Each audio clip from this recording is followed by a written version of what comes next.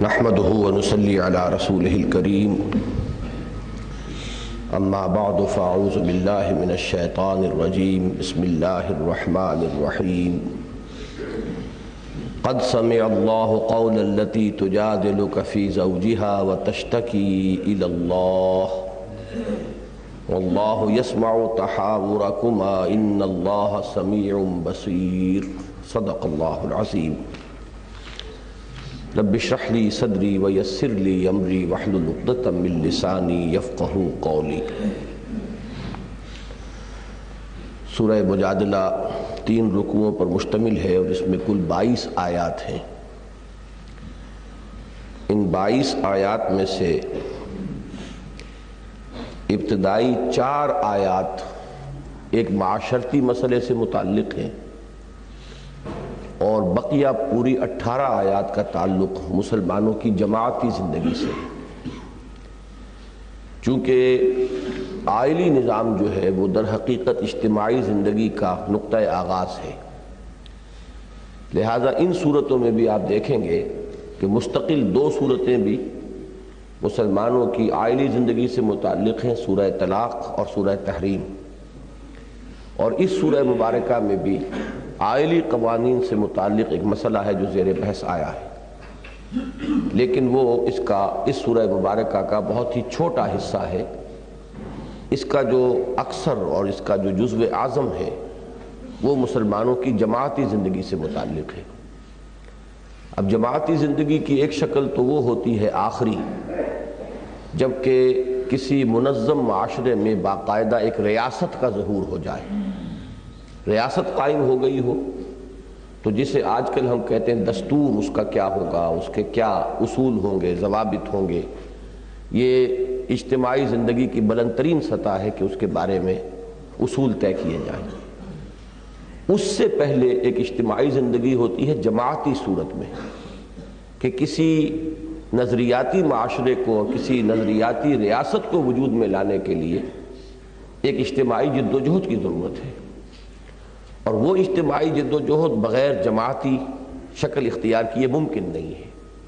لہذا اس کے ضمن میں جو اس کا نظم، اس کے قواعد و ضوابط، اس کے آداب، اس کے ضمن میں کیا احتیاطیں ملحوظ رہنی چاہیے، کس کس طرف سے اس میں رکھنے پیدا ہو سکتے ہیں، ان چیزوں کو بھی تفصیل کے ساتھ قرآن مجید میں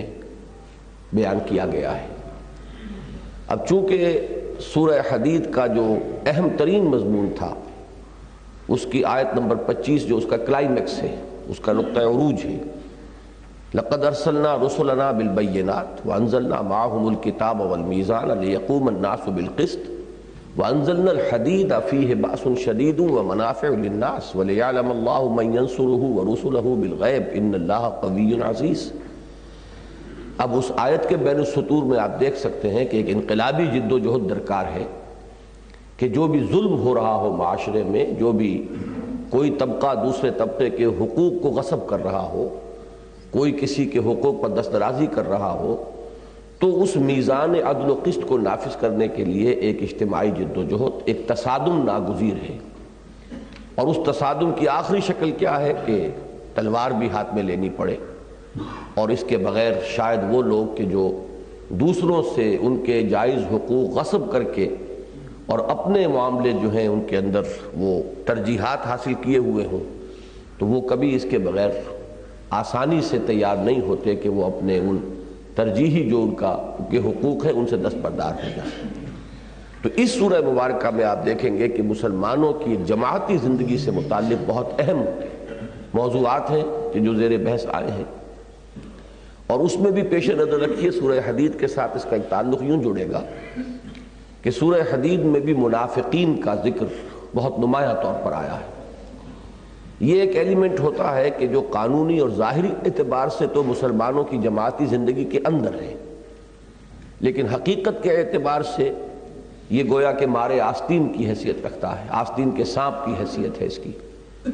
اندر مسلمانوں میں بددلی پیدا کرنا، بے چینی پیدا کرنا، شوشے چھوڑنا، طرح طرح کے جو مسائل ہیں ان کو اٹھا کر لوگوں میں مایوسی پیدا کرنا،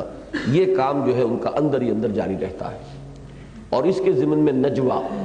کوئی حکم ملا ہے، اب اس پر عمل کرنے کو طبیعت آمادہ نہیں ہے، جان و مال کا اس میں اندیشہ ہے، لہذا اب اس کے خلاف ریشہ دوانی، اندر ہی اندر لوگوں کو اس کے خلاف اکسانا، اور خاص طور پر جو نظم جماعت ہے، جو بھی امیر ہے یا امراء ہے، ان سے بددل کرنا، ان سے لوگوں کے اندر بدگمانیاں پیدا کرنا، جس کے لیے اہم ترین عنوان ہے نجوہ، سرگوشیاں کرنا، وسپرنگ کیمپین، اندر ہی اندر باتیں جو ہیں ایسی پھیلا کر کہ لوگوں میں بددلی پیدا ہو جائے، تاکہ یہ گاڑی جس تیز رفتاری سے آگے بڑھ رہی ہے، اس کی رفتار اگر یہ بالکل رک نہ جائے تو کم تو ہو جائے، اس لیے کہ جتنی تیز رفتاری سے یہ آگے بڑھے گی اتنی ہی ہمارے لیے امتحانات جو ہیں اور زیادہ بڑھتے چلے جائیں گے، قدم قدم پر ایثار اور قربانی کا مطالبہ آتا جائے گا۔ تو یہ ہے اصل میں اس سورہ مبارکہ کا جو اصل مضمون ہے، جو اس کا جزو اعظم ہے، اس کا یہ مرکزی خیال اور وہ سینٹرل آئیڈیا۔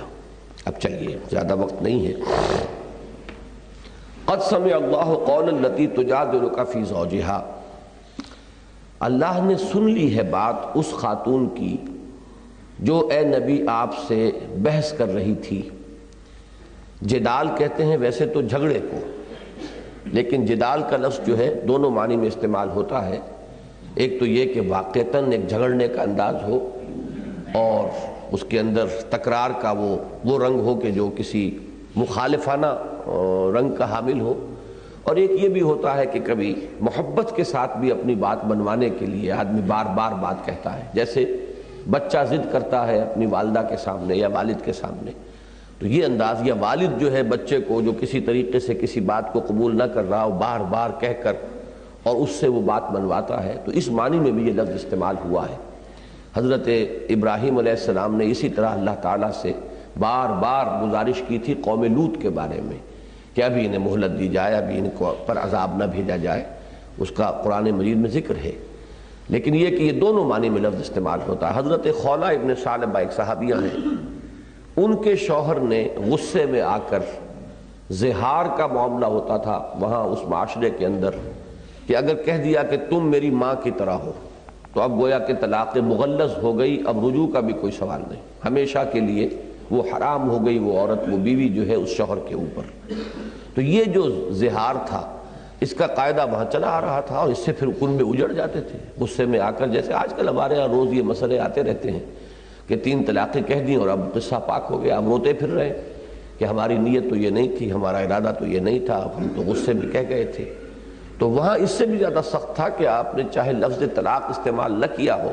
صرف کوئی تشبیہ دے دی اپنی ماں سے یا ماں کے جسم کے کسی حصے سے کہ تم تو آئندہ میرے لیے اس درجے میں ہو، تو گویا کہ ہمیشہ کے لیے وہ حرام ہو گئی اور طلاق مغلظ ہو گئی۔ تو ایسا ہی معاملہ حضرت اوس ابن صامت ہیں رضی اللہ تعالی عنہ، تیز مزاج تھے، اپنی بیوی حضرت خولہ سے یہ الفاظ وہ کہہ بیٹھے۔ اب وہ خاتون روتی ہوئی، چیختی ہوئی، چلاتی ہوئی حضور کی خدمت میں آئیں کہ حضور میں اب کہاں جاؤں، میرے یہ بچے ہیں رل جائیں گے، میرا کون سا اب ٹھکانہ ہے، تو مجھے بتائیے کہ کوئی راستہ۔ حضور نے فرمایا کہ میں تو کوئی راستہ نہیں دیکھ رہا، اس لیے کہ اس وقت تک یہ وحی نازل نہیں ہوئی تھی۔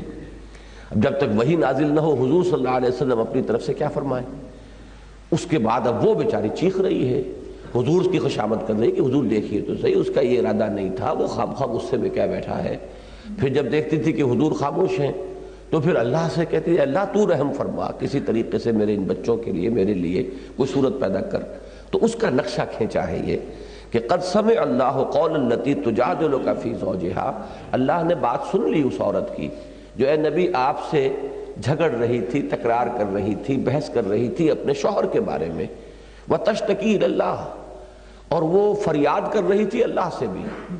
وہ شکوہ شکایت جو ہے کہ اب کہاں جاؤں، انما اشکو بسی و حزنی الی اللہ، آخری تو دربار وہی ہے کہ جہاں انسان اپنی فریاد پیش کرے۔ واللہ یسمع تحاورکما، اور اللہ سن رہا تھا تم دونوں کے مابین جو گفتگو ہو رہی تھی، یعنی حضور جو کچھ فرما رہے تھے اور جو وہ حضرت خولہ عرض کر رہی تھی، دونوں کو اللہ سن رہا تھا۔ ان اللہ سمیع بصیر، اللہ تو ہے ہی سننے والا اور دیکھنے والا۔ الذین یظاہرون منکم من نسائہم، اب یہ قانون اس کا آ گیا، جو لوگ اپنی بیویوں سے زہار کر بیٹھیں، ما ہن امہاتہم، وہ ان کی مائیں نہیں بن جاتی، صرف یہ کہہ دینے سے کہ تم میری ماں کی مانند ہو، وہ ان کی مائیں نہیں بن جاتی. ان امہاتہم الا اللہ ولدنہم، ان کی مائیں تو وہی ہیں جنہوں نے انہیں جنا تھا. وَإِنَّهُمْ لَيَقُولُونَ مُنْكَرًا مِنَ الْقَوْلِ وَزُورًا، اور وہ یقیناً ایک بہت بری بات کہہ رہے ہیں. انہوں نے جو کلمہ زبان سے نکالا وہ فی الاصل ہے بہت برا اور جھوٹ پر مبنی ہے. وہ کہ ماں کہہ دیا یا ماں سے مشابہت اس کی کر دی، حالانکہ ماں تو وہ ہے جس نے انہیں جنا تھا. وَإِنَّ اللَّهَ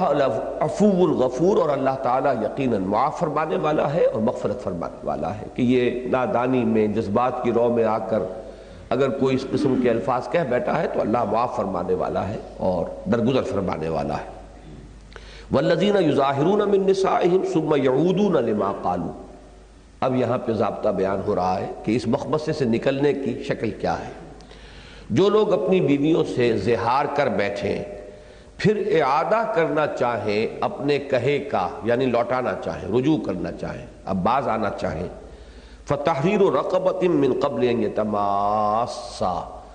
تو ایک غلام کا آزاد کر دینا ہے اس سے پہلے کہ وہ ایک دوسرے کو چھوئیں. یعنی یہ کہ اب یہ تعدیب کے لیے، تنبیہ کے طور پر، تاکہ آئندہ کے لیے بھی لوگوں کو کان ہو جائیں اور وہ اس کے بارے میں سوچ سمجھ کر اپنی زبان کا استعمال کیا کریں. تو اب یہ گویا کہ ایک جرمانہ ہے ان پر، ایک کفارہ جو ہے ان کے اوپر عائد کیا جا رہا ہے. ذالکم توعظون بہ، یہ ہے وہ بات جس کی نصیحت تمہیں کی جا رہی ہے. واللہ بما تعملون خبیر، اور جو کچھ تم کرتے ہو اللہ اس سے باخبر ہے. فمن لم یجد،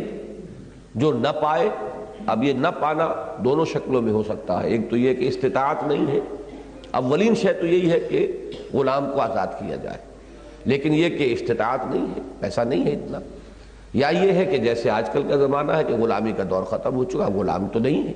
لہذا اس کا جو آلٹرنیٹو ہے وہ بھی ساتھ کے ساتھ فراہم کر دیا. فمن لم یجد فصیام شہرین متتابعین من قبل ان یتماسا، تو جو نہ پائے تو وہ 2 مہینوں کے متواتر پے بپے روزے رکھے اس سے پہلے کہ وہ آپس میں ایک دوسرے کو چھوئیں. فمن لم یستطع، اور جس کی اس کے اندر استطاعت نہ ہو، جو یہ بھی نہ کر پائے. ایسے واقعات بھی ہوئے ہیں، اور حضور صلی اللہ علیہ وسلم کی حیات طیبہ کے یہ پہلو جو ہیں بڑے لطیف ہیں کہ ایک صاحب سے، ایک صحابی سے، ان سے روزے کی حالت میں ضبط نہیں ہو سکا، وہ اپنی بیوی سے ہم بستری کر بیٹھے. اب وہ حاضر ہوئے روتے ہوئے کہ حضور مجھ سے تو اتنا بڑا جرم ہو گیا، اتنی بڑا گناہ اس کا صدور ہو گیا. حضور صلی اللہ علیہ وسلم نے اب اس کا کفارہ بتایا. وہاں بھی روزے رکھنے پڑتے ہیں اسی طرح 60 روزے. اب ان سے جب کہا گیا کہ روزے رکھو، تو کہا حضور مجھ سے ایک روزے میں صبر نہیں ہوا تو یہ 60 روزوں میں کیسے صبر کروں گا. حضور مسکرا دیے. پھر حضور نے فرمایا کہ اچھا پھر اتنا صدقہ دو. وہ کہا میرے پاس تو کچھ ہے ہی نہیں، میں تو بالکل قلاش ہوں، میں کہاں سے صدقہ دوں. تو حضور نے کہا اچھا پھر ذرا بیٹھو، منتظر رہو. اتنی دیر میں کوئی کسی طرف سے کوئی صدقے کی کھجوریں آئیں، بھرا ہوا ٹوکرا حضور کی خدمت میں پیش کیا گیا. حضور نے پوچھا کہاں ہے وہ شخص؟ اب وہ کہا میں حاضر ہوں. فرمایا اچھا یہ لے جاؤ اور صدقہ کر دو اللہ کی راہ میں. یعنی یہ تمہارے لیے تو اب جب صدقہ دے کر تمہیں دے دیا گیا تو تمہاری ملکیت ہو گئی، اب تم اگر اس کو اللہ کی راہ میں دو گے تو تمہاری طرف سے صدقہ ہو جائے گا. انہوں نے کہا حضور مجھے تو مدینے میں کوئی گھر اپنے سے زیادہ حقدار نظر نہیں آتا، میرے بیوی بچے زیادہ مستحق ہے اس کھجور کے. حضور مسکرائے اور فرمایا اچھا لے جاؤ اپنے بیوی بچوں کو کھلا دو. تو اب یہ، لیکن اس کو کسی مستقل ضابطے کی بنیاد ہم نہیں بنا سکتے کہ آئندہ بھی کوئی شخص ایسا کر سکے. یہ حضور کا ایک خاص معاملہ ہے. وہ تو خود اپنی ذات میں شارع ہیں، اللہ بھی شارع ہے، اور شارع علیہ السلام حضور صلی اللہ علیہ وسلم بھی راہ ڈالنے والے ہیں، لہذا ان کا معاملہ. لیکن اس سے مزاج کا پتہ چلتا ہے کہ بجائے خشونت کے اور بالکل یہودیوں کے انداز میں وہ بال کی کھال اتارنا اور الفاظ کے اوپر ہی ڈیرا لگا کر بیٹھ جانا، اس کی بجائے یہ کہ اصل روح جو ہے اس کو مد نظر رکھنا. یہ ایک اصولی ہدایت تو ملے گی، لیکن اس کو جو ہے ہم نظیر آئندہ کے لیے نہیں بنا سکتے. یہ حضور صلی اللہ علیہ وسلم کے خصوصی معاملات ہیں. فمن لم یستطع، جس میں اس کی استطاعت نہ ہو، فاطعام 60 مسکینا، تو وہ پھر 60 مسکینوں کو کھانا کھلائے. ذالک لتؤمنوا باللہ ورسولہ، یہ اس لیے کہ تم ایمان پختہ رکھو اللہ پر اور اس کے رسول پر. یہاں تھوڑا سا اشکال ہو سکتا ہے کہ یہ کیا تعلق ہوا اس میں. اس لیے کہ یقیناً جیسا کہ میں نے کئی مرتبہ عرض کیا ہے، ایمان سے عمل پیدا ہوتا ہے اور عمل سے بھی ایمان پیدا ہوتا ہے۔ تو یہ جو ایک مشقت ہے 60 روزے پے بپے رکھنا، اب جو شخص یہ کرے گا، اس جو ordeal میں سے گزرے گا، اس مشقت میں سے گزرے گا، وہ اس یقین کی بنیاد پر گزرے گا نا کہ اللہ ہے، اللہ کا حکم ہے، اس سے اس کے ایمان کو تقویت پیدا ہوگی۔ لہذا ذالک لتؤمنوا باللہ ورسولہ، یہ بھی اللہ تعالیٰ تمہیں کسی مشقت میں نہیں ڈالنا چاہتا، اللہ تعالیٰ کو تمہیں تکلیف پہنچا کر کوئی خوشی نہیں ہوتی، بلکہ در حقیقت جو تمہاری اندر جو یعنی اخلاقی اعتبار سے کہہ لیں، عملی اعتبار سے جو اس وقت ایک خامی کا ظہور ہوا ہے، یہ اس کے ازالے کے لیے ہے، یہ ساری ایکسرسائز جو تم سے کرائی جا رہی ہے تاکہ تمہارا ایمان اور یقین اور پختہ ہو جائے۔ وَتِلْكَ حُدُودُ اللَّهِ وَلِلْكَافِرِينَ عَذَابٌ أَلِيمٌ، اور یہ اللہ کے حدود ہیں۔ اب اس میں گویا کہ تنبیہ کا انداز ہے، کیونکہ یہ بات قرآن مجید میں بار بار آئی ہے کہ جو کوئی اللہ کے حدود سے تجاوز کرے گا فَأُولَٰئِكَ هُمُ الظَّالِمُونَ، تو پھر وہ تو ظالم ہے۔ تو تلک حدود اللہ، یہ نہ سمجھنا کہ یہ کسی عام آدمی کی کہی ہوئی بات ہے، یا یہ کوئی ایسی معمولی سی بات ہے کہ جس کے بارے میں تمہارے اندر سہل انگاری پیدا ہو جائے۔ تلک حدود اللہ وللکافرین عذاب علیم، یہ اللہ کی حدود ہیں اور کافروں کے لیے دردناک عذاب ہے۔ کافروں سے یہاں مراد وہ کافر نہیں ہیں جن کو کہ ہم قانونی انداز میں کافر سمجھیں، بلکہ جو حدود اللہ کے بارے میں یہ روش اختیار کرے کہ جس طرح چاہے ان کو توڑ دے، تو کفر اور کس شے کا نام ہے؟ بتوں سے تجھ کو امید ہے، خدا سے نو امیدی، مجھے بتا تو صحیح اور کافری کیا ہے؟ در حقیقت حدود اللہ سے کبھی جذبات کی رو میں بہہ کر انسان سے کوئی خطا ہو جائے وہ بات اور ہے، جان بوجھ کر اللہ کی کسی حد کو توڑنا تو یہی تو کفر ہے۔ تو ایسے کافروں کے لیے دردناک عذاب ہے۔ اب یہاں سے وہ دوسرا مضمون شروع ہو رہا ہے، ان الذین یحادون اللہ ورسولہ کبتوا کما کبت الذین من قبلہم، یہ جو محادہ ہے یہ حدید ہی سے بنا ہے، حدید لوہا، اور لوہے سے اسلحہ بنتا ہے، فیہ منافع للناس، فیہ باس شدید و منافع للناس۔ اب یہیں سے لفظ محادہ بنا ہے، باب مفعلہ ہے حدید سے، لوہے کا لوہے سے ٹکرانا، یہ مقابلہ، جنگ۔ اور یہ جنگ ہی نہیں بلکہ کوئی بھی اگر مخالفت ہے، زور آزمائی ہے، مظاہرہ ہے، یہ مظاہرہ بھی در حقیقت جو ہے محاذ آرائی ہے، یہ سب بھی اس محادے کے اندر آ جائیں گے طبعاً، اگرچہ اصلاً اس کے معنی ہوگی جنگ۔ جو لوگ محاذ آرائی کرتے ہیں، مخالفت کرتے ہیں اللہ کی اور اس کے رسول کی، کبتوا کما کبت الذین من قبلہم، وہ ہلاک ہو چکے، برباد ہو چکے، چاہے عالم واقعہ میں ابھی نہ ہوا ہو، فیصلے صادر ہو چکے ہیں ان کی ہلاکت کے، پھانسی کا حکم مل چکا ہے چاہے ابھی ایگزیکیوشن بالفعل نہ ہوئی ہو۔ کبتوا کما کبت الذین من قبلہم، وہ بھی اسی طرح خائب و خاسر ہو چکے اور ہلاک ہو چکے جیسے ان سے پہلے کے ان کے جو کردار والے لوگ تھے وہ ہلاک ہو چکے۔ وَقَدْ أَنزَلْنَا آيَاتٍ بَيِّنَاتٍ، اور ہم تو اتار چکے ہیں روشن آیات، وَلِلْكَافِرِينَ عَذَابٌ مُّهِينٌ، اور کافروں کے لیے دردناک عذاب ہے۔ اب یہاں پہ مراد کون ہے وہ جان لیجئے۔ ایک تو یہودی تھے مدینے کے اندر کہ جو نبی اکرم صلی اللہ علیہ وسلم کے کھلم کھلا مخالف اور معاند تھے، اور دوسرے یہ جو منافقین تھے، یہ گویا کہ ان کا آلہ کار بنتے تھے کہ یہ مسلمانوں کے اندر سے ان کی جماعتی زندگی کو سیبوٹاج کرنے کے لیے وہ سازشیں کرنا اور بددلیاں پھیلانا اور طرح طرح کی ریومرز کو عام کر دینا، اور کوئی ذرا سی بات کسی مسلمان کی دیکھی تو اس کو بڑھا چڑھا کر بیان کرنا، تاکہ وہ جو ایک قوت ارادی ہے مسلمانوں کی وہ مجروح اور کمزور ہو جائے۔ تو اب ان دونوں کا گویا کہ ایک جتھا تھا، ایک طرف یہودی، اب بھی دنیا میں ہمیشہ ہوگا، ایک طرف جو دشمن ہے آپ کے کھلم کھلا دشمن، اور ایک ان کے آلہ کار جو آپ کی اپنی صفوں کے اندر موجود ہوں۔ یوم یبعثہم اللہ جمیعا فینبئہم بما عملوا، جس دن کہ اللہ تعالیٰ ان سب کو جمع دوبارہ اٹھائے گا، زندہ کرے گا، اور پھر انہیں جتلا دے گا جو کچھ کہ وہ کرتے رہے تھے۔ احصاہ اللہ ونسوہ، یہ الفاظ بہت اہم ہیں۔ اللہ نے تو انہیں گن گن کر رکھا ہوا ہے ان کے اعمال کو، اور وہ بھول بھی چکے ہیں۔ یہ ہوتا ہے کہ انسان جو ہے جو خطا آج آپ نے کی آپ تو بھول گئے، لیکن اللہ کے ریکارڈ سے تو وہ محو نہیں ہوگا، اللہ نے اس کی حفاظت کا انتظام کیا ہوا ہے۔ تو جب اعمال ہمارے سامنے آئیں گے تو ہم چونک جائیں گے، جیسے کہ سورہ کہف میں ہے کہ ما لہذا الکتاب لا یغادر صغیرۃ ولا کبیرۃ الا احصاها ووجدوا ما عملوا حاضرا، یہ کیسا اعمال نامہ ہے، اس نے تو باریک سے باریک اور چھوٹی سے چھوٹی اور مائنیوٹ سے مائنیوٹ ڈیٹیلز کو بھی محفوظ رکھا ہوا ہے۔ تو احصاہ اللہ ونسوہ، اللہ نے تو اس کی حفاظت کی ہوئی ہے، محفوظ رکھا ہوا ہے، اور وہ بھول چکے ہیں۔ واللہ علی کل شیء شہید، اور اللہ تو ہر چیز پر نگران ہے اور ہر چیز پر خود گواہ ہے۔ الم تر ان اللہ یعلم ما فی السماوات و ما فی الارض، کیا تم دیکھتے نہیں ہو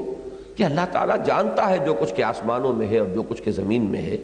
ما یکون من نجوا ثلاثۃ،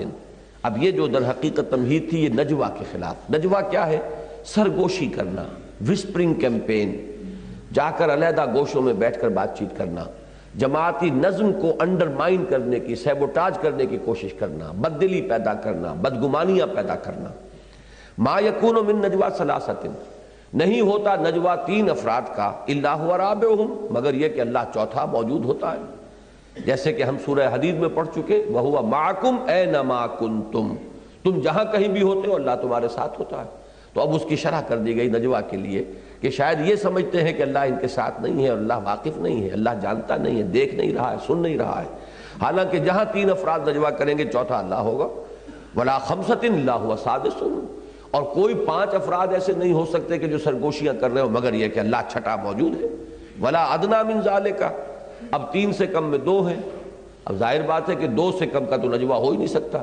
نہ اس سے کمتر، ولا اکثر، نہ اس سے زائد، الا ہوا معہم اینما کانوا، مگر یہ کہ وہ ان کے ساتھ ہی ہوتا ہے جہاں کہیں بھی وہ ہوں۔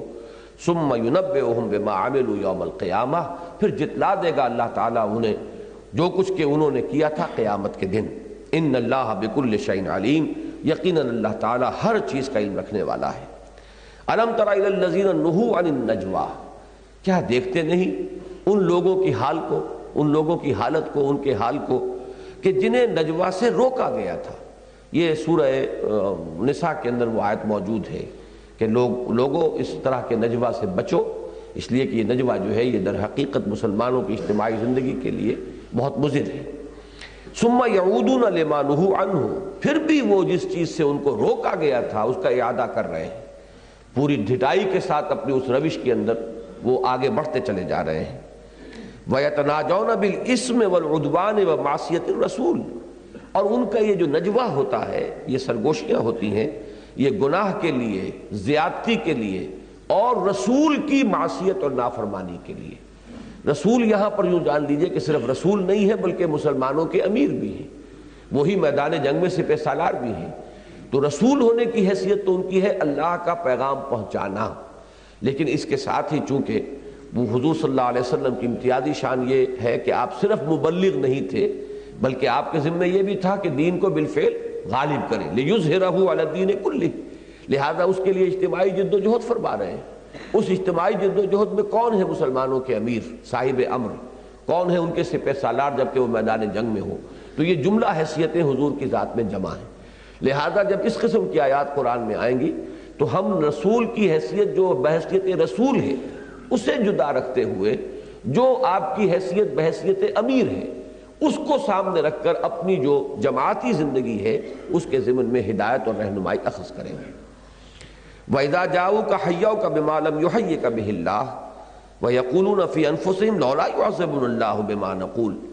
یہ یہودیوں کا طرز عمل ہے کہ جب وہ آتے ہیں اے نبی آپ کے پاس تو آپ کو دعا دیتے ہیں وہ جو آپ کو اللہ نے دعا نہیں دی ہے۔ یہ تحیت کہتے ہیں، اصل میں تو کیا ہے، حیاک اللہ، یہ عربوں میں اب بھی ہے، اللہ تمہیں زندہ رکھے۔ یہ دعا جو ہے یہ در حقیقت ملاقات کے وقت ان کی سب سے زیادہ عام دعا ہوتی تھی۔ یہ السلام علیکم، یہ تو اصل میں قرآن نے آ کر اور مسلمانوں نے اسلام نے آ کر سکھایا ہے، ورنہ ان کے ہاں تو یہی تھا۔ جیسے اب بھی ہوتا ہے، لوگ ملتے ہیں تو دعائیں ایک دوسرے کے لیے، خیر سگالی کے جذبات، تو اسی سے لفظ تحیت بن گیا ہے۔ تحیتہم فیہا سلام، تو ان کا تحیت جو ہے اہل جنت کی کیا ہوگی؟ سلام، قیلاً سلاماً سلاما۔ تو وہ جب آتے تھے تو بجائے السلام علیکم کے کہنے کے ذرا سا زبان کو دبایا، السلام علیکم، اور سام کے معنی ہوتے موت، تم پر موت واقع ہو۔ تو حضور صلی اللہ علیہ وسلم سے جو دشمنی تھی ان کے دلوں کے اندر، اس کو وہ ان کا جو خبث باطن ہے اس طور سے ظاہر ہوتا تھا۔ اگر کسی نے پکڑا تو کہ بھائی تم اپنے ذرا کان میں میل پڑ گیا ہے، کوئی میل نکلواؤ، ہم نے تو السلام علیکم کہا تھا، اور یہ تمہارے اصل میں تمہارے اپنے دل کا چور ہے کہ تمہیں وہ السلام علیکم معلوم ہوا ہے۔ اس طریقے سے وہ اپنے آپ کو بچاتے تھے اور پھر قسمیں کھا جاتے تھے۔ قسم کھانے کے بعد بہرحال اب کیا کیا جائے، ایک آدمی جو ہے وہ قسم کھا رہا ہے تو شرافت اور مروت کی وجہ سے حضور اور مسلمان جو ہے خاموشی اختیار کر لیتے تھے۔ تو جب وہ آپ کے پاس آتے ہیں تو آپ کو وہ دعا دیتے ہیں وہ جو اللہ نے آپ کو دعا نہیں دی ہے۔ وَيَقُولُونَ فِي أَنفُسِهِمْ، دیکھیے یہ ہے انسان کا وہ نفس کا معاملہ کہ کس طرح کی چال بازیاں یہ انسان کے ساتھ چلتا ہے۔ ایک طرف تو یہ حرکت کروائی، ساتھ ہی اندر سے وسوسہ پیدا کیا شیطان نے کہ دیکھو تم نے اتنی بڑی جرت کی ہے، اگر یہ اللہ کے رسول ہوتے تو اللہ تمہاری زبان گدی سے نہ کھینچ لیتا؟ کیا اللہ اس پر قادر نہیں ہے کہ اپنے سچے رسول کی توہین جو ہے اس کو روک سکے، اور تمہیں کہنے ہی نہ دیتا، اور تم نے کہہ دیا السلام علیکم، اس کے باوجود کچھ نہیں ہوا، معلوم ہے یہ رسول ہے ہی نہیں۔ اب یہ ہے دوہری تلوار اس شیطان کی کہ پہلے وہ غلط حرکت کروائی اور اس کے بعد یہ کہ اس سے مزید جو ہے اگر کوئی رمق کہیں تھی بھی کسی منافق کے دل میں، کوئی رمق، تو اس کو بھی وہاں سے اس کے ازالے کا سامان بھی کر دیا۔ اور وہ کہتے ہیں اپنے جیوں میں، یقولون فی انفسہم لولا یعذبنا اللہ بما نقول، کیوں نہیں اللہ ہمیں عذاب دیتا بسبب ہمارے اس قول کے جو ہم کہہ رہے ہیں۔ کیا معنی اس کے کہ واقعہ یہ کہ یہ رسول ہے ہی نہیں۔ حسبہم جہنم، ان کا ٹھکانہ جہنم ہے، یصلونہا، اس میں یہ پہنچ کر رہیں گے، گر کر رہیں گے، فبئس المصیر، اور وہ بہت ہی برا ٹھکانہ ہے۔ یا ایھا الذین آمنوا اذا تناجیتم فلا تتناجوا بالاسم والعدوان ومعصیۃ الرسول، اے اہل ایمان جب تمہیں کوئی سرگوشی کرنی ہو، کوئی علیحدگی میں بھی مشورے کی ضرورت ہوتی ہے، آخر اجتماعی زندگی میں اس کا پورا موقع ہوتا ہے۔ آپ کسی کو کسی نیک کام کے لیے بھی اگر کچھ ترغیب دلانا چاہتے ہیں تو بسا اوقات وہ علیحدگی میں جا کر اس سے بات کی جائے تو زیادہ مؤثر ہو جاتی ہے بات۔ تو فرمایا کہ اگر تمہیں سرگوشی ہی کرنی ہے اور علیحدگی میں بات کرنی ہے تو تم یہ نجوہ نہ کیا کرو گناہ کے لیے یا زیادتی کے لیے یا رسول کی معصیت کے لیے۔ وَتَنَاجَوْا بِالْبِرِّ وَالتَّقْوَىٰ، خیر کے لیے، تقوی کے لیے، نیکی کے لیے، ایک دوسرے کو ترغیب دلانا، ایک دوسرے کو آمادہ کرنا، یا کسی کی برائی پر اسے متنبہ کرنا ہے۔ اب ظاہر بات ہے کہ اگر کہنا بھائی یہ آپ کے معاملے میں مجھے یہ چیز نظر آئی، ہو سکتا ہے کہ میرا مغالطہ ہو، تو آپ اس کی وضاحت فرما دیں گے تو وہ میرے دل کے اندر جو خامخواہ ایک میل آ گیا وہ رفع ہو جائے گا، اور اگر ہے تو بھئی ہمیں اصلاح کرنی چاہیے اپنی۔ اب یہ انداز بھی اگر پبلک میں اختیار کیا جائے گا تو بہت ہی یہ مضر ہو جائے گا، اس کے لیے بھی علیحدگی میں جانے کی ضرورت ہے۔ تو علیحدگی میں گفتگو حرام نہیں ہے، اصل میں اس میں کیا گفتگو کر رہے ہیں وہ ہے اصل میں فیصلہ کن چیز۔ تو تم نیکی اور تقوی کے کام کے لیے ایک دوسرے سے سرگوشی کیا کرو۔ واتقوا اللہ الذی الیہ تحشرون، اور اس اللہ کا تقوی اختیار کرو جس کی طرف تمہیں جمع کیا جائے گا لا محالہ۔ انما النجوى من الشیطان، اب یہ نجوہ وہ ہے جو مخالفانہ نجوہ تھا منافقین کا، کہ یہ نجوہ شیطان کی طرف سے ہے، یہ شیطانی عمل ہے، اس کی اکساہٹ شیطان پیدا کر رہا ہے۔ لِيَحْزُنَ الَّذِينَ آمَنُوا، تاکہ جو اہل ایمان ہیں وہ حزن سے دوچار ہوں۔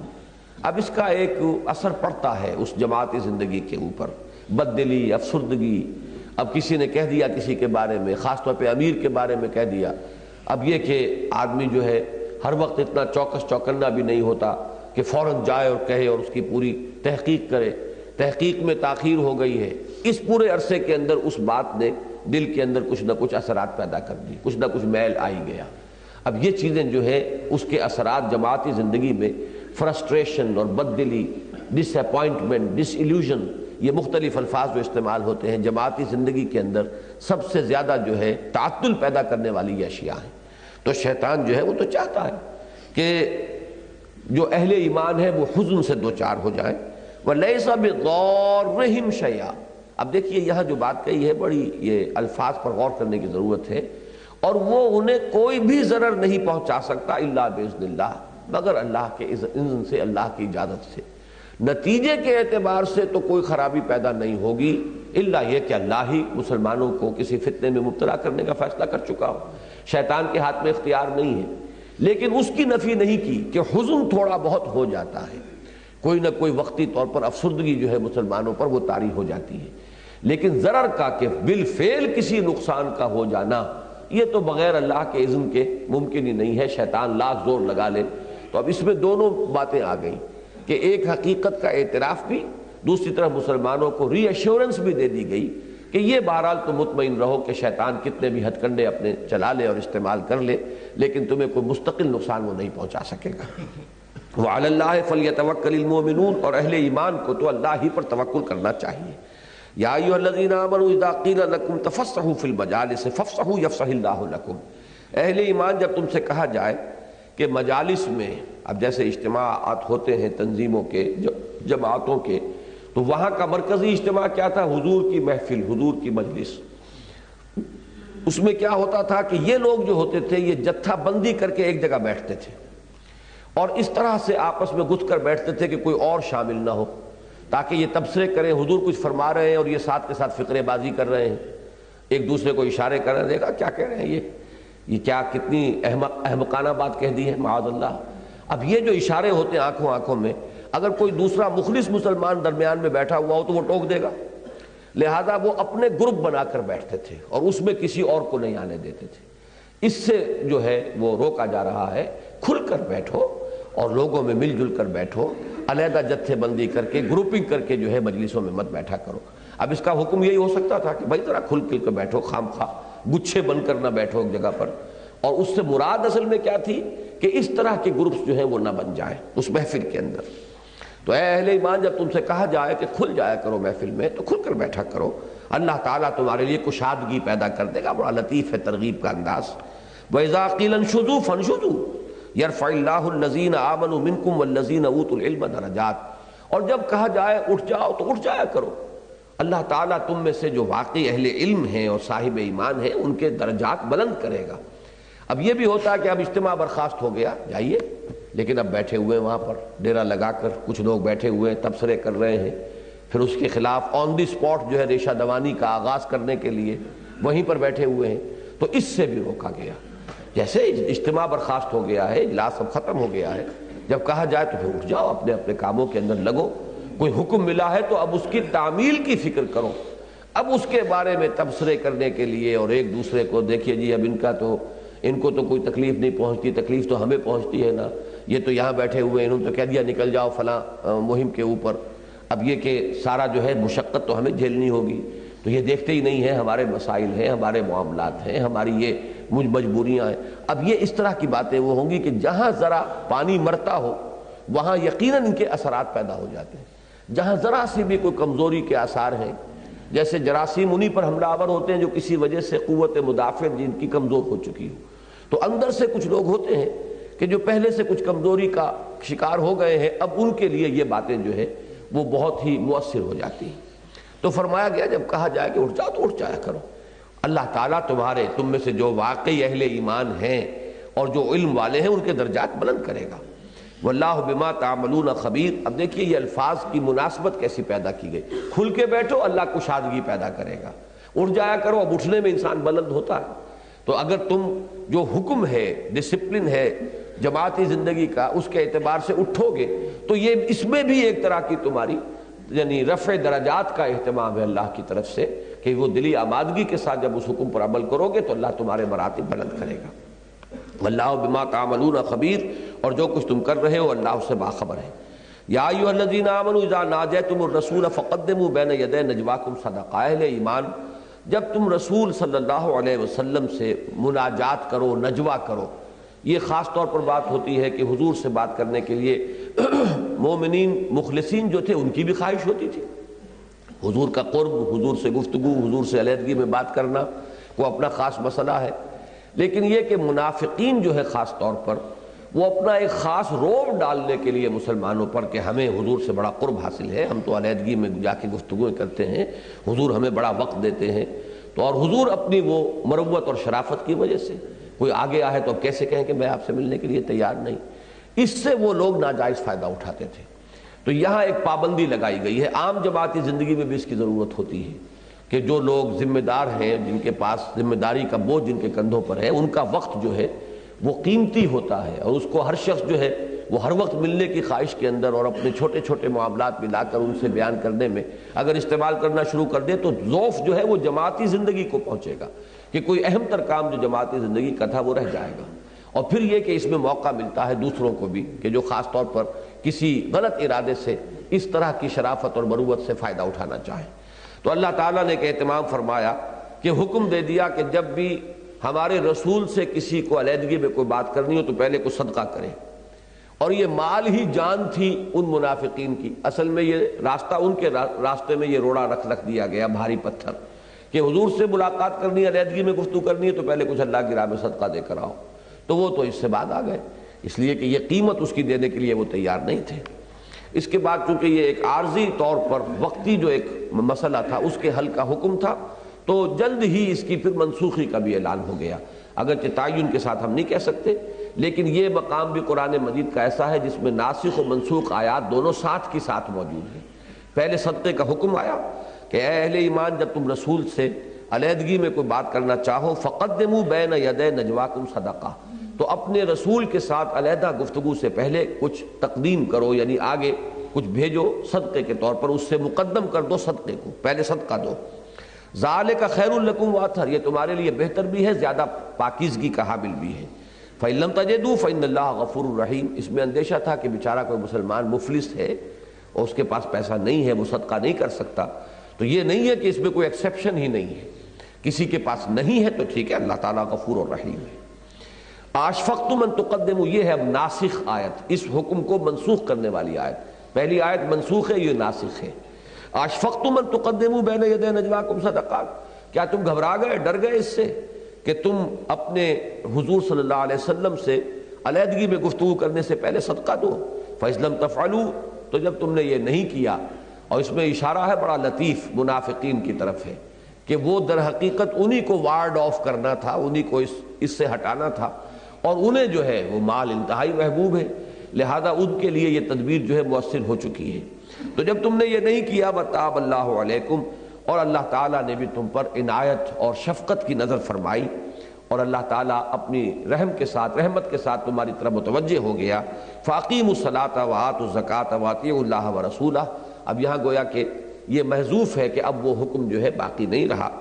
بلکہ اب تمہارے لیے یہی ہے کہ نماز قائم رکھو اور زکوٰۃ ادا کرو اور اللہ اور اس کے رسول کی اطاعت پر کاربند رہو. واللہ خبیر بما تعملون، اور اللہ باخبر ہے اس سے کہ جو کچھ تم کر رہے ہو.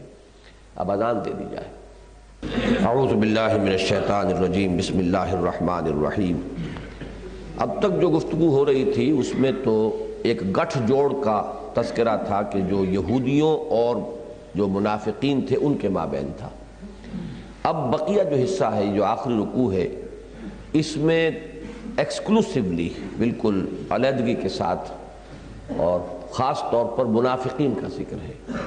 جو قانوناً تو مسلمان تھے، مسلمانوں کی جماعت میں شریک تھے، لیکن یہ کہ ان کا کردار جو ہے وہ منفی کردار تھا. الم تر الی الذین تولوا قوما غضب اللہ علیہم، کیا تم نے دیکھا نہیں ان لوگوں کو جو ان سے دوستی رکھتے ہیں جن پر اللہ کا غضب ہوا ہے. مغضوب علیہم کون ہیں؟ یہود. غیر المغضوب علیہم ولا الضالین، سورہ فاتحہ میں جو الفاظ ہیں آخری اس کے، اس پہ تقریباً اجماع ہے کہ مغضوب علیہم کی سب سے بڑی مثال جو ہے وہ یہود ہیں، اور ضالین کی سب سے بڑی مثال نصارہ ہے. جن پر اللہ کا غضب ہوا ہے ان سے دوستی کیے ہوئے ہیں. ما ہم منکم ولا منہم، وہ نہ تم میں سے ہے نہ ان سے ہے. یعنی نفاق کا اصل سبب کیا ہے؟ اپنی جان پیاری ہے، اپنا مال پیارا ہے، دنیا سے محبت ہے. ایسا شخص کسی کا بھی نہیں ہوتا، چاہے وہ سب کا بن رہا ہو، حقیقت میں کسی کا بھی نہیں. لا الہ ہؤلاء ولا الہ ہؤلاء، وہ نہ ادھر کے ہیں نہ ادھر کے ہیں، نہ ان کے ساتھ ہیں نہ ان کے ساتھ ہیں، بلکہ مذبذبین بین ذالک، اس لیے کہ ان کی جو نکیل ہے وہ تو اپنے مفادات کے ہاتھ میں ہے. تو مفاد جدھر ہوگا ادھر جائیں گے. وہ جس کو کہتے ہیں کہ وہ بینگن کے غلام تو نہیں ہیں، وہ تو شاہ کے غلام ہیں. تو ان کا شاہ کون ہے؟ ان کی اپنی خواہشات اور دنیا کی محبت، اور یہ چیزیں ہیں کہ جو جدھر نظر آئے گی ادھر چلے جائیں گے. ما ہم منکم ولا منہم، نہ وہ تم میں سے ہیں مسلمانوں اور نہ وہ ان میں سے ہیں. وَيَحْلِفُونَ عَلَى الْكَذِبِ وَهُمْ يَعْلَمُونَ، اور وہ جھوٹ پر حلف تک اٹھا جاتے ہیں. انہیں اس میں بھی کوئی باک نہیں ہے، جانتے بوجھتے. ایک تو مغالطے میں آدمی کسی چیز کو صحیح سمجھ رہا ہے، حقیقت میں صحیح نہیں ہے، تو وہ قسم بھی کھا بیٹھا. لیکن جانتے بوجھتے ہوئے وہ قسمیں کھاتے ہیں جھوٹی. یہ اب سورہ منافقون بھی آگے آئے گی، اس میں سب سے بڑی علامت ہی ان کی یہ آئی ہے. آگے بھی الفاظ آئیں گے کہ انہوں نے اپنی قسموں کو اپنے لیے ڈھال بنا لیا ہے. اعد اللہ لہم عذابا شدیدا، اللہ نے ان کے لیے تیار کیا ہوا ہے بہت بڑا عذاب، بہت سخت عذاب. انہم ساء ما کانوا یعملون، یقیناً بہت برا ہے طرز عمل جو انہوں نے اختیار کیا ہے، بہت برے ہیں وہ کام جو وہ کر رہے ہیں۔ اتخذوا ایمانہم جنۃ، انہوں نے اپنی قسموں کو اپنے لیے ڈھال بنا لیا ہے۔ یعنی جب گرفت ہوتی ہے، باس پرس ہوتی ہے، ایکسپلینیشن کال ہوتی ہے، تو جھوٹ بولتے ہیں، اور جھوٹ کے اوپر مزید جو ہے جیسے دروازہ بند کر کے تالا لگا دیا جائے تو پہلے جھوٹ بولا، جھوٹ پر قسم بھی کھا لی، حلف بھی اٹھا لیا۔ تو اب ظاہر بات ہے کہ کسی شریف انسان کے لیے اس کے بعد مزید کچھ کہنا جو ہے اس کی گنجائش نہیں رہتی۔ فصدوا عن سبیل اللہ، تو وہ رک گئے ہیں اللہ کے راستے سے۔ صد یصدو فعل لازم بھی ہے، فعل متعدی بھی ہے، رکنا بھی اور روکنا بھی،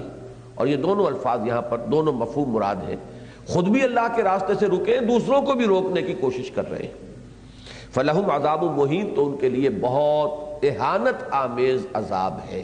اہانت، توہین کرنے والا، رسوا کن عذاب۔ لن تغنی عنہم اموالہم ولا اولادہم من اللہ شیئا،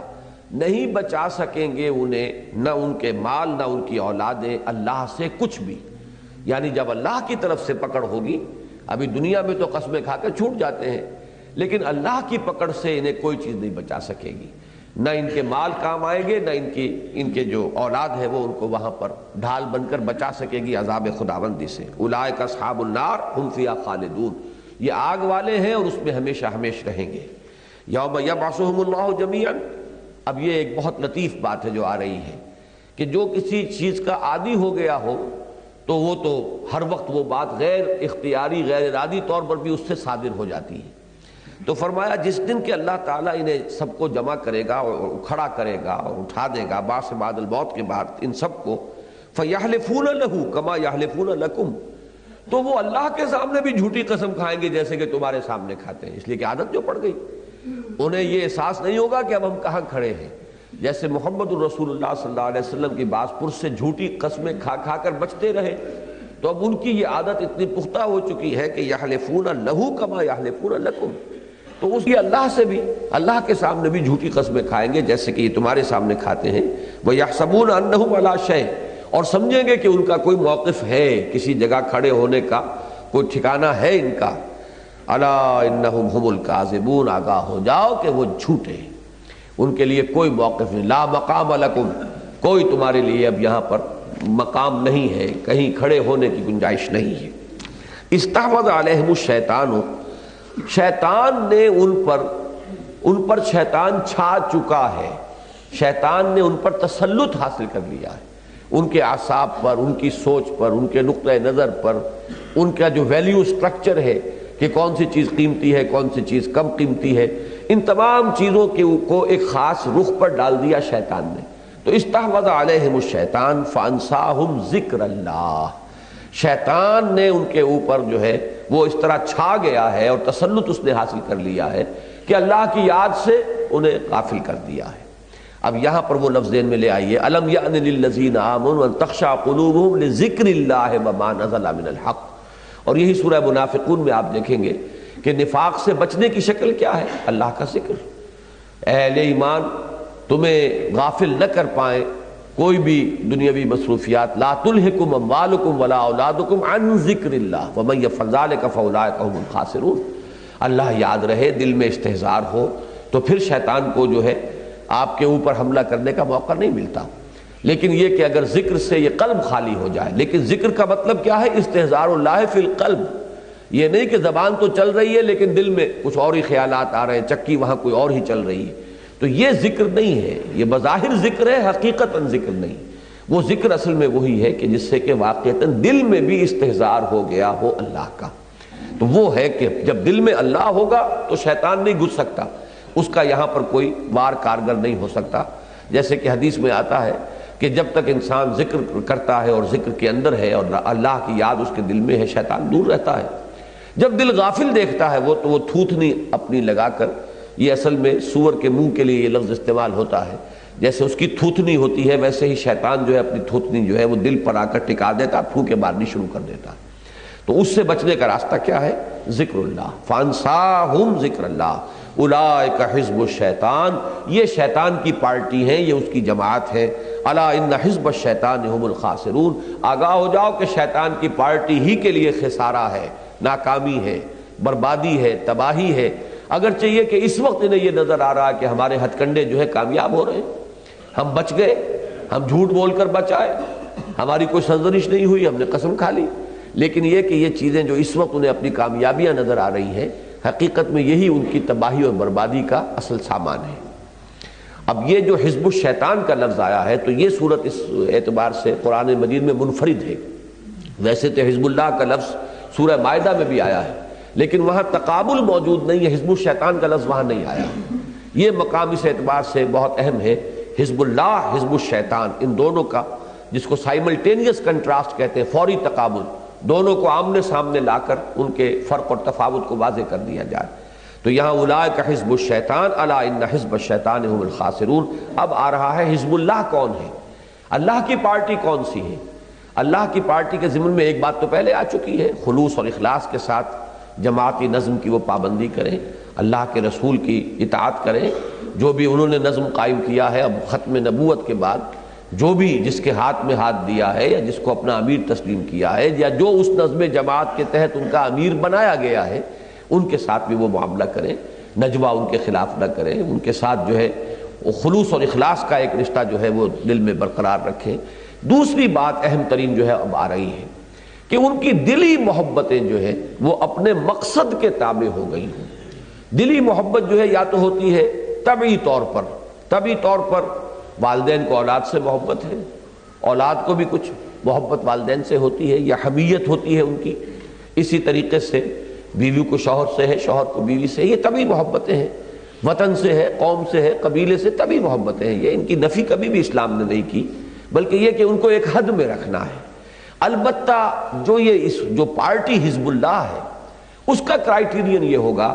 کہ ان کی محبت اصلاً اپنے نظریے اور اپنے مقصد کے ساتھ ہو۔ جب مقصد اور نظریے کے ساتھ اور اپنے اس کام کے ساتھ جو بھی نصب العین زندگی کے لیے اختیار کیا ہے اس کے ساتھ اصل محبت ہوگی، تو اب محبت میں یہ ترجیح ہو جائے گی کہ جو ان کے ہم مقصد ساتھی ہیں اصل محبت ان سے ہوگی، جو ان کے ہم سفر ہیں، جو اس کام میں ان کے ساتھ شریک ہیں، جس کے لیے کہ کمیونسٹ لٹریچر میں کامریڈ کا لفظ استعمال ہوتا ہے کہ ساری محبتیں طبعی جو ہے پیچھے چلی جائیں، نیچے چلی جائیں اور یہ محبت فائق ہو جائے۔ اگر اس کے برعکس معاملہ ہو تو پھر وہ حزب اللہ نہیں ہے۔ اگر طبعی محبتیں جو ہیں وہ غالب ہیں اس دوسری محبت پر جو نظری اور مقصدی محبت ہے، تو پھر وہ حزب اللہ کو کوالیفائی نہیں کر سکیں گے کہ وہ انہیں حزب اللہ قرار دیا جائے۔ یہ بندھن بہت ضروری ہے۔ اب یہ ہے بات جو یہاں آ رہی ہے،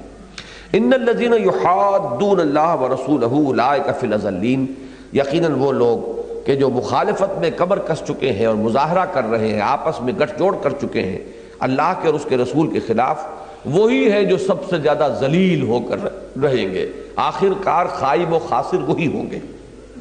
کتب اللہ لاغلبن انا ورسلی، اللہ نے تو یہ لکھ دیا ہے، طے کر دیا ہے، یہ بات اس کے نزدیک فیصل شدہ ہے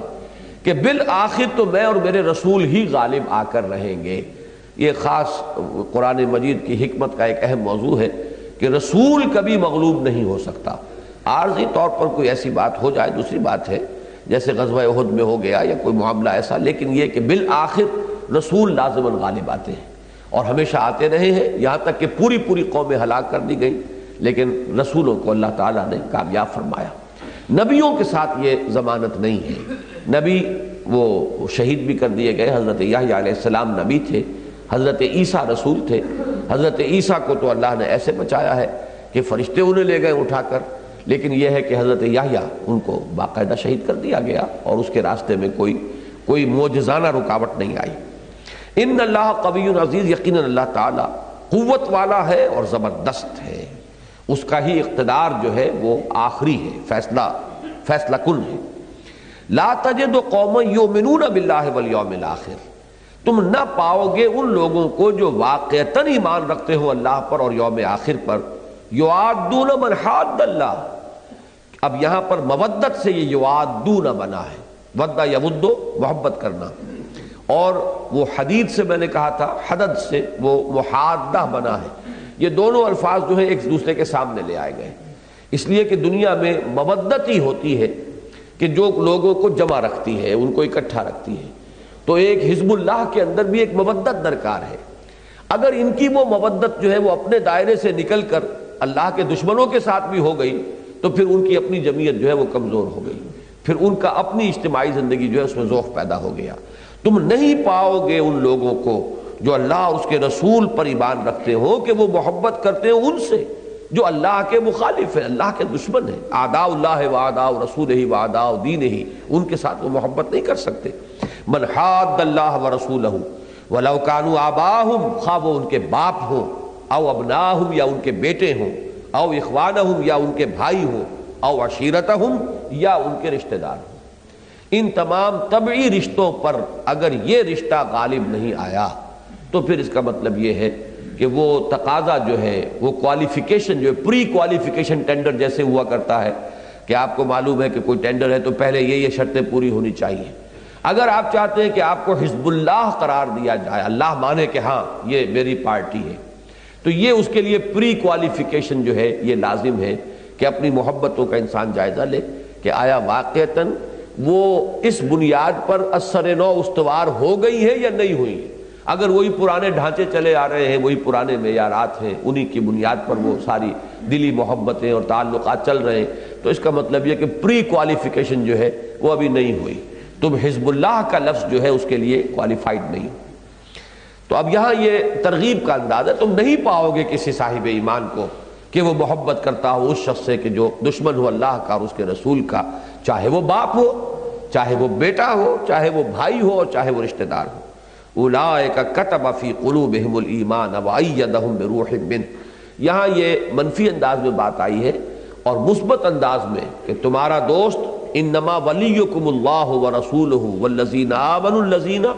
وہ جو آیت آئی ہے سورہ مائدہ میں ہمارے منتخب نصاب نمبر 2 میں شامل ہے کہ مسلمانوں جان لو تمہارا ولی، تمہارا محبت جو ہے سب سے زیادہ تو ہونی چاہیے اللہ سے، نمبر 1، نمبر 2 اللہ کے رسول صلی اللہ علیہ وسلم، نمبر 3 اہل ایمان،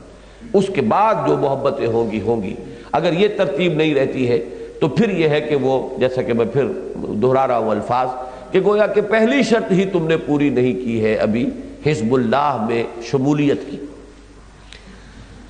اولئک کتب فی قلوبہم الایمان وایدہم بروح منہ، یہ ہیں وہ لوگ کہ جن کے دلوں میں اللہ نے ایمان لکھ دیا ہے۔ یہ بڑا لطیف پیرایا ہے، لکھ دینا، طے کر دینا، کوئی چیز طے ہو جائے لکھی گئی تو ان کے دلوں میں تو اللہ نے ایمان اتنا راسخ کر دیا ہے کہ اب گویا کہ کوئی شے لکھ دی اللہ نے تو اب اس کو کون مٹائے گا؟ اللہ کے لکھے کو کوئی مٹا نہیں سکتا۔ اس شرط کو پورا کر دو تو گویا کہ پھر اللہ تعالیٰ کی طرف سے یہ ایمان جو ہے تمہارے دلوں کے اندر اس طرح لکھ دیا جائے گا۔ کتب فی قلوبہم الایمان وایدہم بروح منہ، اور اللہ ان کی تائید فرماتا ہے اپنی طرف سے خاص روح کے ذریعے سے۔ اب یہاں پر یہ بھی ہو سکتا ہے کہ مراد روح القدس ہو، حضرت جبرائیل ہو، اور ان کے ذریعے سے اللہ تعالیٰ تثبیت عطا فرماتا ہو۔ اور یہ روح کا لفظ جو ہے روح و ریحان، یہ اصل میں مادہ ایک، یہ ریح روح، چونکہ واو اور یہ جو ہے یہ تو انٹر کنورٹیبل ہیں، حروف علت ہے، تو لطیف شے، ہوا جو نظر نہیں آتی، محسوس تو ہوتی ہے لیکن نظر نہیں آتی، ایسے یوں سمجھیے کہ انویزیبل چینلز ہیں جن کے ذریعے سے اللہ تعالیٰ تائید پہنچاتا ہے۔ ایک تو ویزیبل چینلز ہے، اللہ نے مدد کی، اللہ تعالیٰ نے حضور کی مدد فرمائی اہل ایمان کے ذریعے سے، بہترین ساتھی عطا فرما دیے، یہ بھی تو حضور کی مدد ہو گئی اللہ کی طرف سے کہ ابو بکر اور عمر اور عثمان اور علی اور حمزہ اور سعد بن ابی وقاص ایسے ایسے ساتھی دے دیے، تو یہ بھی اللہ کی تائید ہے، اہل ایمان کے ذریعے سے اے نبی ہم نے تمہاری تائید فرمائی۔ تو ایک تو ویزیبل چیزیں ہوتی ہیں جن سے کہ تائید ہوتی ہے، ایک انویزیبل چینلز ہیں جو نظر نہیں آتے، وہ ہے کہ جس سے اللہ تعالیٰ نے ان کو تقویت دی ہے۔ وَأَيَّدَهُمْ بِرُوحٍ مِّنْهُ وَيُدْخِلُهُم جَنَّاتٍ تَجْرِي مِن تَحْتِهَا الْأَنْهَارُ، یہ تو دنیا میں ہو چکا، باقی آخرت میں کیا ہوگا؟ انہیں داخل کرے گا ان باغات میں جن کے نیچے ندیاں بہتی ہوں گی، خالدین فیہا، وہ اس میں ہمیشہ ہمیشہ رہیں گے، رضی اللہ عنہم ورضوا عنہ۔ یہ اب آخری مقام ہے کسی بندے کے لیے، جب یہ نوید آ جاتی ہے تو اس سے آگے کی اب کون سی بات رہ گئی؟ وہ اللہ سے راضی ہو گئے، اللہ ان سے راضی ہو گیا۔ یہ باہمی رضامندی جو ہے، باہمی رضا، یہ ہے در حقیقت آخری مقام۔ ہمارا نصب العین کیا ہے؟ رضائے الہی کا حصول، ہم اللہ کی رضا حاصل کر لیں، اللہ ہم سے راضی ہو جائے، ہم اس سے راضی ہو جائیں۔ یہ راضی برضا دنیا میں بھی ہے، اللہ کے فیصلے پر انسان مطمئن رہے، رضا بالقضاء۔ اس پرچے میں جو خط آیا ہے مولانا ابو الحسن الندوی مدظلہ کا، اس میں یہ لفظ 2 مرتبہ استعمال ہوا، رضا بالقضاء، راضی برضائے رب رہنا یا اللہ کا جو فیصلہ ہے اس پر راضی رہنا۔ یہ چیز در حقیقت ایمان کے اہم ثمرات میں سے ہے، جیسے سورہ تغابن میں یہ بات آ بھی جائے گی اس سلسلے میں، لیکن یہ کہ انسان راضی رہے اللہ سے اس دنیا میں بھی، اور آخرت میں تو اللہ تعالیٰ راضی کر ہی دے گا۔ وَرَضُوا عَنْهُ أُولَٰئِكَ حِزْبُ اللَّهِ، یہ ہے اللہ کی پارٹی، یہ ہے شرائط جو پوری ہوں گی تو وہ حزب اللہ قرار پائیں گے۔ أَلَا إِنَّ حِزْبَ اللَّهِ هُمُ الْمُفْلِحُونَ، آگاہ ہو جاؤ کہ آخری کامیابی اور آخری منزل مراد تک پہنچنا تو صرف اللہ کی پارٹی ہی کو نصیب ہوگا، وہی ہوں گے کہ جو فلاح سے ہمکنار ہوں گے۔ اللہم ربنا اجعلنا منہم، اے اللہ ہمیں ان لوگوں میں شامل فرما دے۔ بارک اللہ لی ولکم فی القرآن العظیم ونفعنی وإیاکم بالآیات والذکر الحکیم۔